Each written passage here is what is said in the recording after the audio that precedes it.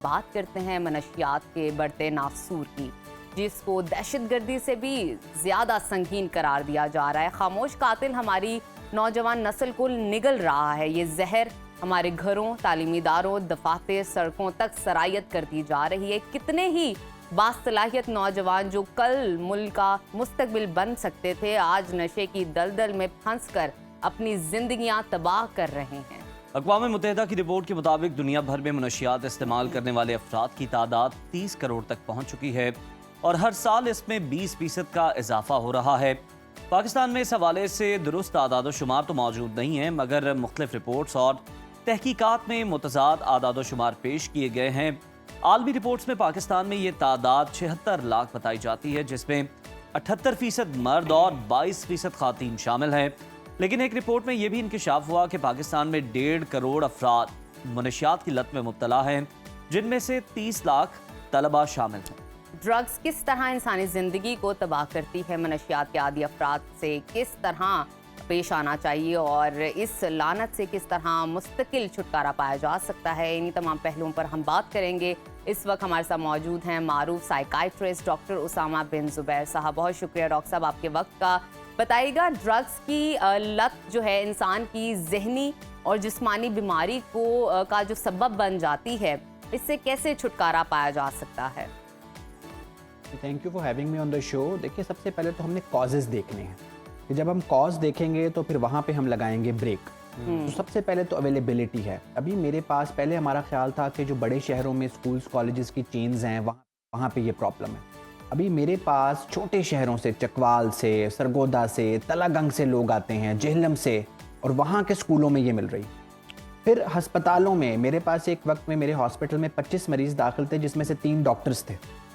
Doctors के जो cafeterias हैं, हॉस्पिटल के कैफेटेरियाज़ में चाय शायद नहीं मिलती, लेकिन ड्रग्स मिल रही। तो एक तो अवेलेबिलिटी को कम करना है, दूसरा ये समझना है कि इंसानी जहन को किक चाहिए। जिस तरह आप वो शफकत अमानत अली पे पैकेज दिखा रहे थे, तो वो किक म्यूज़िक से दें, वो किक स्पोर्ट्स से दें, वो किक माउंटेनरिंग से दें।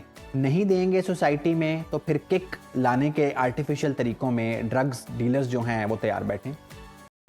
अच्छा उसामा, ज़रा डिटेल में हमें ज़रा बताएं कि जो नशे की बढ़ती हुई शरह है, इसके पीछे मेजर रीजंस क्या हैं और नशे की आम आदत जो आपने केसेस देखे हैं उनकी रोशनी में हमें बताइएगा कि आम शख्स की ज़िंदगी को किस किस तरह मुतासर कर रही होती है। देखिए, समझ लें कि एक जवान आदमी की ज़िंदगी रुक जाती है और फिर सारी ज़िंदगी के लिए मेरे पास एक 80 ईयर्स के बुज़ुर्ग भी दाखिल रहे हैं, जिनको उनका पोता दाखिल कराने आया था और वो उनका 40th एडमिशन था। तो आप देखें कि मैग्नीट्यूड कितना ज़्यादा है और ये बीमारी का स्केल कितना ज़्यादा है। मेरे पास एक साहब आए हुए हैं, हु इज़ 50 ईयर्स ओल्ड, उनके नाक का सेप्टम उड़ गया हुआ है। वो कोकेन एडिक्ट हैं, कोकेन को स्नॉट करते हैं और उनकी नाक में इतना बड़ा सुराख। फिर हार्ट के प्रॉब्लम्स हैं, फिर बहुत सारे लोग साइकोटिक हो जाते हैं। आजकल जो कॉमन नशा है आइस का सबसे बड़ा, क्योंकि ये स्टिमुलेंट है तो ये दिमाग के केमिकल्स को बढ़ा देती है। उनको कानों में आवाज़ें आ रही हैं, लोग उनको वो आवाज़ें उनको किसी को कत्ल करने का भी कह रही हैं। तो ये जो आइस के और वीड के जो ये नुकसानात हैं कि पेशेंट साइकोटिक हो जाता है, फिर उसको उसकी मर्ज़ी के ख़िलाफ़ दाखिल करना पड़ता है, कानून उसकी इजाज़त भी देता है। डॉक्टर उसामा, तो ये भी होता है कि मतलब ये जो आइस लेने वाले हजरात हैं, ये जनाब बहुत ज़्यादा निडर हो जाते हैं, इन्हें किसी चीज़ की परवाह नहीं रहती, होश नहीं रहती। क्योंकि हमने देखा था लाहौर में जब बिलाल यासीन पर हमला हुआ था, जो कि इस वक्त मिनिस्टर भी हैं, तो जो बाद में पता चला जो उनके शूटर्स थे उन्हें आइस का नशा करवा के भेजा गया था।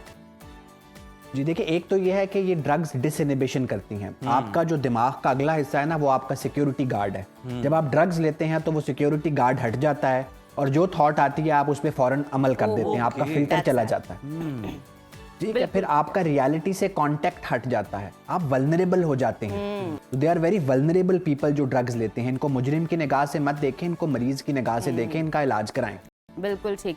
डॉक्टर साहब, हमें ये भी बताएगा, ऑब्जर्वेशन में ये चीज़ देखी गई है कि जो लोग नफ्सियाती मसाइल जैसे कि डिप्रेशन, एंजाइटी या दीगर जहनी मसाइल का शिकार होते हैं, अक्सर हमने देखा है कि वो लोग नशे की तरफ एट लास्ट चले जाते हैं। ऐसा क्यों होता है? देखिए, बाय मॉडल रिलेशनशिप है कि पहले नशा आया फिर नफ्सियाती बीमारी आई, या पहले नफ्सियाती बीमारी आई फिर नशा आया। जो मैंने कहा ना, हमारे यहाँ कोपिंग स्ट्रेटजीज हेल्दी नहीं हैं। बच्चा बीमार है, वालिदैन कहेंगे जी कि ये दीन पे अमल नहीं कर रहा, इसको मारो, इसको बाहर लेके जाओ, यार तुम लेज़ी हो गए हो, तो वो जो एक राइट टाइम पे राइट हेल्प मिलनी चाहिए, जब वो नहीं मिलेगी तो फिर ड्रग डीलर्स तो ड्रग्स को नॉर्मलाइज कर रहे हैं। बड़ी बड़ी स्कूल चेन्स के बच्चे मेरे पास आते हैं, वो कहते हैं कि अगर हम सिगरेट नहीं पीते, हम वीड नहीं करते, हम पार्टी नहीं करते, तो हमें हमारी सेल्फ एस्टीम लो होती है, क्योंकि हमारे सारे क्लास फेलोज कर रहे होते हैं। तो इस चीज़ को नॉर्मलाइज कर दिया गया है। तो बच्चों की चाइल्डहुड से कोपिंग ये डेवलप करनी है कि जब कोई मुश्किल आएगी तो चैट जीपीटी कर लें, गूगल कर लें, किसी बड़े से बात कर लें, किताब पढ़ लें, डॉक्टर के पास चले जाएं। अगर आप ये नहीं सिखाएंगे तो फिर ड्रग्स और मैल एडेप्टिव कोपिंग्स। अच्छा डॉक्टर साहब, अब जिस तरह से हम बात कर रहे थे कि जो वाक़यात पेश आते हैं कत्ल की, उसके पीछे भी मनशियात का मलदखल होता है। केस का हमने जिक्र किया, और एक हालिया दिनों में जो कराची डिफेंस में मामला हुआ मुस्तफ़ा कत्ल केस का, उसमें भी मनशियात का बड़ा गैंग पकड़ा गया। एक एक्टर हैं, उनके बेटे भी उसमें इन्वॉल्व हैं। इससे पहले भी इस तरह के बहुत से केसेस सामने आ चुके हैं। ज़रा ये बताइएगा कि ये साइकी होती क्या है? देखिए, इसको ज़रा पीछे से जाए ना, तो एक ओपननेस टू एक्सपीरियंस एक पर्सनैलिटी का ट्रेट है, जो कि बहुत अच्छा ट्रेट है कि मैं नई चीज़ें करना चाहता हूँ और मैं चाहता हूँ कि नए नए एक्सपीरियंसेस करूँ। तो अगर इसको चैनलाइज कर देंगे कि आप ड्रामा एक्टर बन रहे हैं, आप म्यूजिशियन बन रहे हैं, आप माउंट एवरेस्ट सर करने जा रहे हैं, आप अटलांटिक ओशन पे जा रहे हैं, तो वो ओपननेस टू एक्सपीरियंस को एक अच्छा रास्ता मिलेगा। अगर वो रास्ते आपकी सोसाइटी में नहीं होंगे, फिर मैंने कुछ नया तो करना है, तो फिर मैं इशारा तोड़ूंगा, मैं वन व्हीलिंग करूंगा, मैं गाड़ी पे रेस लगाऊंगा, मैं ड्रग्स यूज़ करूंगा। फिर जब ड्रग्स आएगी आपके दिमाग के केमिकल से, जब आप छेड़खानी करेंगे, तो फिर आपके दिमाग में जो डोपामीन है, सेरोटोनिन है, नॉरएपिनेफ्रिन है, ये जो केमिकल्स हैं, इसकी जगह फिर ड्रग्स ही निकलेंगी। तो वो आपका ताल्लुक रियलिटी से भी काटेंगी, आपको डिसइनहिबिट भी करेंगी।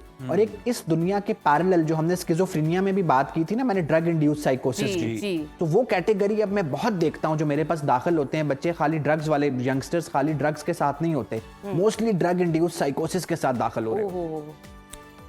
अच्छा डॉक्टर साहब, अभी जो मैं आपसे सवाल पूछने वाली हूँ, मैं पहले भी प्रोग्राम्स में पूछ चुकी हूँ। जब भी हमने जहनी अमराज को डिस्कस किया, साइकोसिस डिस्कस की, हमने न्यूरोसिस पे बात की, अभी ये मनशियात पे हम बात कर रहे हैं, तो जाहिर बात है इसका भी डायरेक्टली लिंक है आपके माइंड के साथ।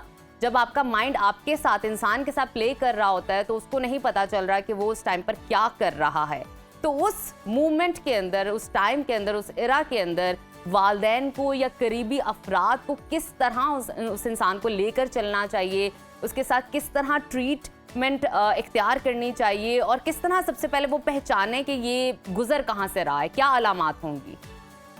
देखिए, अब आपने जो सवाल किया है ना, ये अब हम डिसेबिलिटी पे आ गए हैं। अगर वालिदैन और सोसाइटी बहुत पहले अपना रोल प्ले करती तो हम यहाँ तक ना पहुँचते। अब हम यहाँ पहुँच गए हैं कि वो मनशियात ले रहा है, वो साइकोटिक हो गया है। तो इस स्टेज पे इसको जल्दी आइडेंटिफाई करके, अभी मेरे पास कल एक साहब आए इस्लामाबाद से ही, मेरे हॉस्पिटल में आए, उन्होंने कहा जी मेरे बेटे की आंखें रेड रहती हैं और उसने 2 दिन पहले हमला करके मेरा बाजू फ्रैक्चर किया, and he was never like that. तो मुझे लगता है कि ये ड्रग्स ले रहा है। फिर वो कहते हैं जी मैंने स्कूल से चेक किया, अब एक बहुत बड़ी स्कूल की चेन में पढ़ता है, उन्होंने कहा जी हाँ हमें भी ये शक है कि एक बच्चों का ग्रुप है जो स्कूल से भी गायब हो रहे हैं। तो जब आपको इस किस्म के साइन मिल रहे हैं और ख़ास तौर पे एक शिफ्ट, बिहेवियरल शिफ्ट मिल रहा है, साइकोसिस मिल रहा है, तो फिर फ़ौरन, बेशक उसकी मर्जी के खिलाफ, उस वक्त कानून हमें इजाज़त देता है कि अगर वो लड़का बच्चा 18 साल से ऊपर भी है और ड्रग इंड्यूस साइकोसिस में है, तो उसकी मर्जी के खिलाफ। शुक्रिया डॉक्टर उसामा बिन जुबैर साहब आपका। और बिल्कुल आपने दुरुस्त फरमाया कि जो आपके करीबी रिश्तेदार हैं, आपके वालिदैन हैं, बहन भाई हैं, सबको नज़र रखनी चाहिए